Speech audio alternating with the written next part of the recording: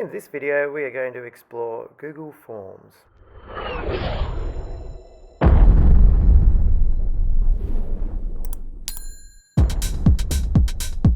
So here's a Google form that I've created already. It is a quiz, and chances are if you're watching this video, you're actually trying out this quiz as we go.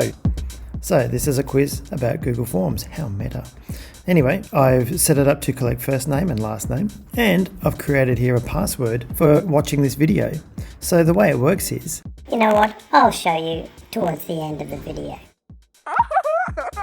And then the next section is, before we get to the quiz, we've got some survey type questions before we start the quiz. And what I've tried to do with this form is to show you all the different types of questions that you could include in a Google form. So we've got here a linear scale, and this here is called a multiple choice grid. So you have rows and you have columns. Multiple choice means you can only select one answer from each row, and you can require a response from each row. Or if you do the other tick box grid, it can be multiple options from each column and each row.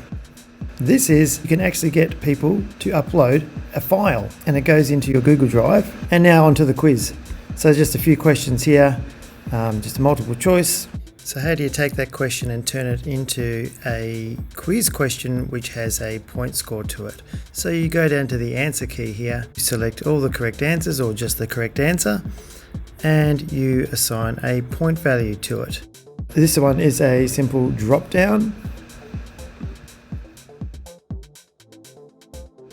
This one uses checkboxes, but I've also included images, especially good for kids that might have literacy as an issue, or you just want to make your quizzes or your forms just a little bit more interesting to look at visually.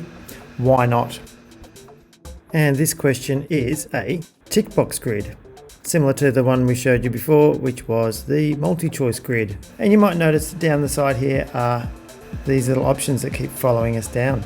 For example, add video. You can embed or add a video from YouTube. You can paste in the URL or do a search right here for your video that you want to embed, which is a great way to turn your quiz into an interactive learning experience. You can add your images, you can add new sections here, and you can add your question types here. You can also import questions, and I'm not going to go into that now, but you can import questions from elsewhere. You can also just add text and descriptions. I almost forgot to say that if you are doing a multiple choice question, you can allow people to go to a section of your form based on an answer, which opens up multiple possibilities for what you can do with your form. Up here, you can preview it. You can customize the theme. In settings, you can do all sorts of things. Very important to make sure you do go through the settings and set that up correctly. And also you can make this a quiz or not a quiz. If it is a quiz, you've got some options here about how you release the marks. And up here in the corner, you have these little 3 dots, and there's heaps of things to do there. Probably the best one is adding collaborators if you want to have teachers helping you out, do the work for you. No. Under preferences, you can make it so that questions are required and you don't have to add that option in every single time you create a new question, because that isn't the default. Now, sending your form out, click on send. The easiest way is to click on the link option. This is a very long link, so I like to shorten it to that and then copy the link and paste that link into an email or put it on Google Classroom or whatever. But speaking of Google Classroom, we can actually set up a quiz directly from Google Classroom. Let's have a look. So over here in Classroom, you go to the Classwork tab, you click on Create, and you choose Quiz Assignment, and it will create for you a blank quiz, and you can go into that quiz and create the quiz from scratch right here. And then when you come back, it'll still say blank quiz, but when you send it out, it will change the name to whatever the quiz is actually called. And this feature here is fantastic, great importing. So when students complete the quiz and then their marks are all in there, you can actually press a button and it will import all their scores into Google Classroom's marks. So that's very, very handy. So you would just treat this like a regular assignment after that.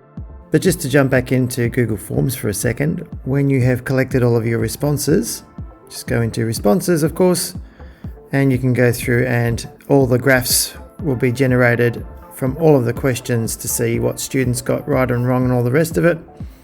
and this beautiful button here, create a spreadsheet, that will take you to a spreadsheet that you can then do your magic with and sort your data from there as well. So let's get back to the password, shall we?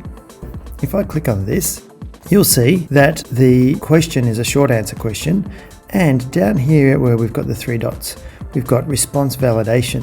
And when we select response validation, we can choose it to be a number or a text or length or something else. You've got some options here, and in my case I'm going with text, and the password is noodles. That's right, noodles. Why noodles? I don't know. And what's the response going to be if it is not noodles? It'll be try again. And it's a required question. Most important when doing a password, and no points attached to it. So that's it for Google Forms in a nutshell. Hopefully that was useful. Thanks for watching. Bye for now.